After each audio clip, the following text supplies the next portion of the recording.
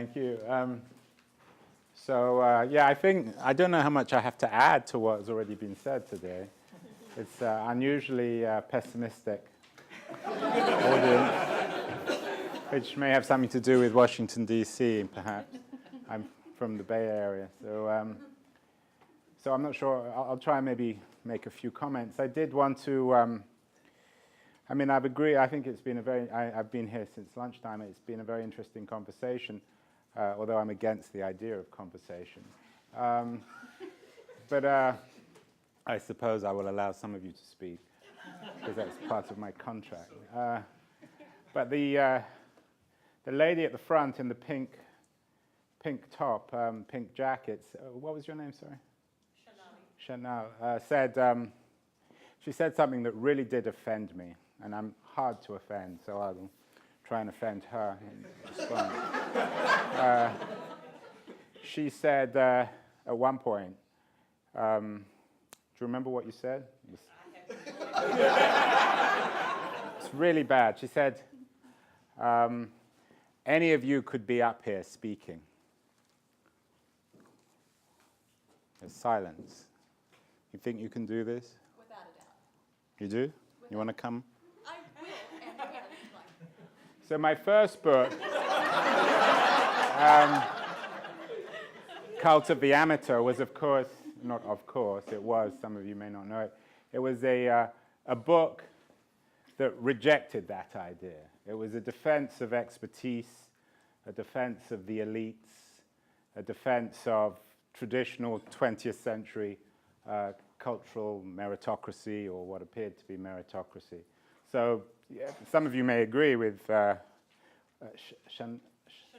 Shanali, what Shanali said, but I strongly disagreed. And if you want to be really offended, you should read my first book, Cult of the Amateur, which is a defense of all the things that the internet or digital culture or the digital revolution, whatever you want to call it, has swept away. Now, my second book, Digital Vertigo, is a defense of privacy.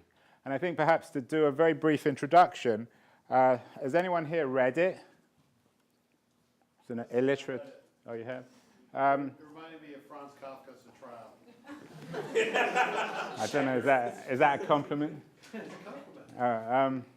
Well, anyway, it's a book about a film. The book, I assume you've all heard of the movie Vertigo, right? How many of you have seen it?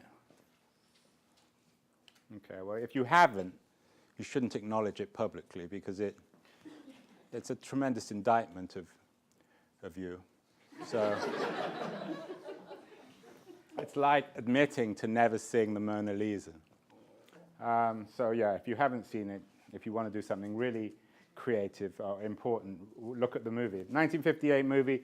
It was recently voted by all the world's leading movie critics, the people who have been decimated, of course, by the digital revolution, impoverished, as the greatest movie ever made. It fortunately displaced Citizen Kane, which has held #1 position for the last few decades. I was thrilled about that. That came out after my book came out. So Digital Vertigo is a metaphor around vertigo. For those of you who have seen the film, it's a movie about falling in love with an illusion. The movie is about an ordinary man, like all of you, a man called Scotty Ferguson, who is he's acted by Jimmy Stewart, the quintessential ordinary man of Hollywood. Mr. Smith Goes to Washington, that kind of guy. A man who was set up to fall in love with a blonde woman, a blonde American, a blonde San Francisco heiress who drove around San Francisco in a green Jaguar, who didn't really exist. It was a film about sort of descending into madness. It's a film about disillusionment, about creating something that's too good to be true. And I think that I used that movie for my book, Digital Vertigo, which is a book about social media, because I think we are also doing the same thing with the ideologies of collaboration and sharing. What I call in my book, I couldn't call my next book Cult of the Social, because my first book was called Cult of the Amateur, but we are creating something called the cult of the social. The idea that the internet is a place constructed around sharing, that we should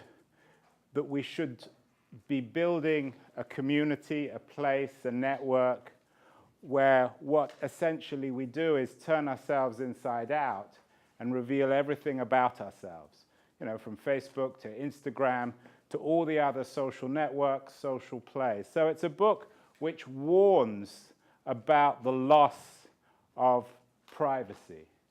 I argue in the book that we're undermining who we are as a species in terms of the complexity of our humanness by revealing so much about ourselves. Now I know this is a short thing, so, and you'll have questions.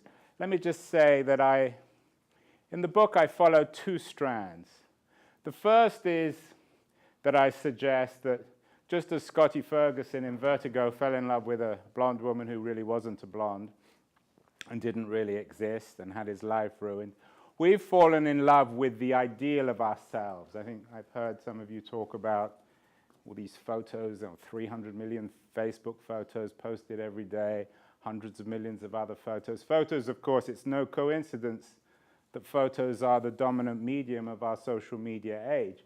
And what we're, of course, doing is posting photos mostly of ourselves.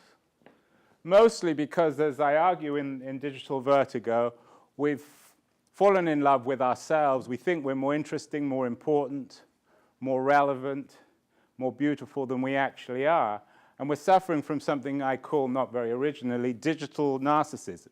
Now, narcissism has always existed, but it's particularly pronounced today. Christopher Lasch, the great cultural critic, wrote about it in the 1970s in the television age. So the internet didn't create narcissism. The Greeks, of course, were the ancient Greeks were the people who came up with the idea of narcissism and the word and the mythology around it. But I do fear in our age of being able to broadcast everything automatically on Twitter, on all these other networks, we're doing a profound disservice to ourselves, because we are essentially humiliating ourselves by broadcasting ourselves so audaciously, so uncritically, so ubiquitously. And we're creating a media in which it's harder and harder to actually protect privacy, to protect the inner self. I begin my book, the narrative of the book extends from me staring at a corpse of a British philosopher called Jeremy Bentham, the father of utilitarianism, who left his corpse on show for humanity. He was perhaps the original digital narcissist. But I end the book, the narrative of the book, in the Rijksmuseum in Amsterdam, staring at a painting by Johannes Vermeer called The Woman in Blue, which is a painting about the mystery of the human condition. So what I fear about the media we're creating is that we are destroying that mystery, and that what we need to teach the internet how to do, and it's not going away, I'm not a Luddite, what we need to teach the internet how to do is forget. It's too much memory, not enough forgetting. Too much transparency, not enough mystery. Too much light, not enough darkness.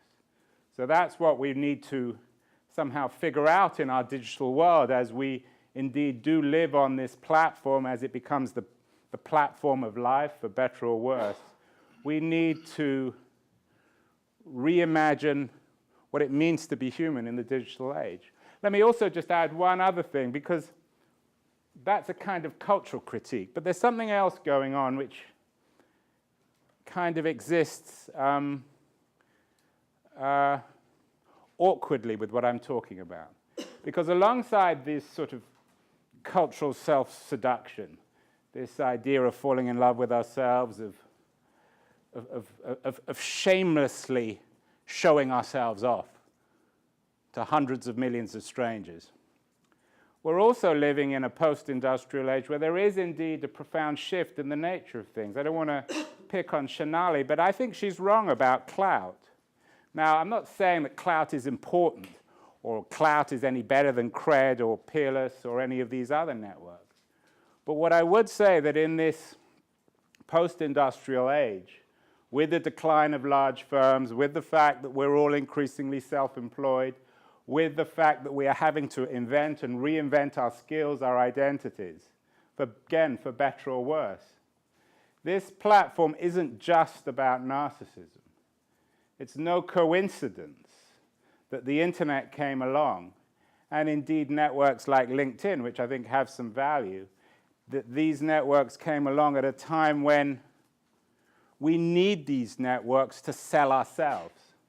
So it's all very well poo-pooing cred or clout. Maybe these networks don't really work. Maybe they don't really reflect our value. But the fact is that we all are brands, for better or worse, in this new age. And that we need to learn how to manage ourselves, manage our brands, manage our identities. We need to learn how to sell ourselves on this network. So we have two issues, two things which are, I think, sort of awkwardly in parallel. On the one hand, we have a kind of cultural problem, a cultural crisis perhaps, of losing sight of who we are, of falling in love with something that doesn't really exist, of being infatuated with ourselves. But on the other hand, we have the socioeconomic reality of needing to sell ourselves because we no longer work all our lives for firms. We no longer have the security of 20th century meritocratic professions like law or medicine. Everything is changing. But the one thing that isn't changing is the individual. And the great contradiction of social media is that behind it, while we fetishize the social, while we obsess over things like collaboration and sharing and all these other, I think, false ideologies or indulgent ideologies, the reality is of a world where community is shattered, where individuals are more and more fragmented, more and more isolated, lonelier and lonelier. Read Sherry Turkle's excellent work, Alone Together, which from MIT, who summarizes this in an excellent way. So again, I'm not necessarily coming to a conclusion, but it is a fundamental question. Why, in an age of increasingly fragmented, isolated, radical individualism, do we create this sort of abstract idea of the social, which of course isn't really the social, because when we pare it away, all we find is the individual. So those are some things to think about.